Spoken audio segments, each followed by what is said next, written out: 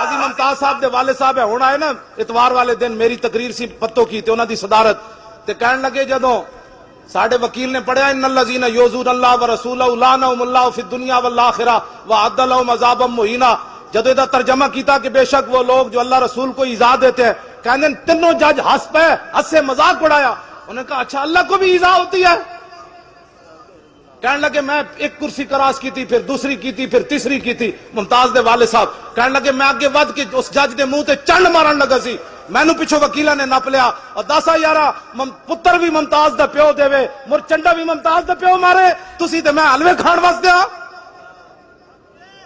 کیوں جی؟ ایک پتر دے کے تے 5 ہور دے ممتاز دا پیو تے اسی قیامت والے دن خالی حلوے کھا کے پیش ہونا ہے حضور دی بارگاہ وچ؟ اٹھو،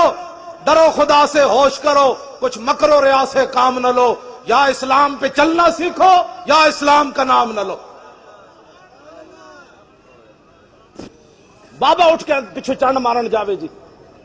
تے اتھے جڑے باقی کھڑے سن انہاں وکیل دے منہ تے چنڈ کیوں نہ ماری؟ جدو دسو جی عدالتوں کی توہین ہوتی ہے، کدی این ایس پی سدیا ہوندا، کدی ڈی ایس پی سدیا ہوندا، کدی بیچارے تھاندار دی تنخواہ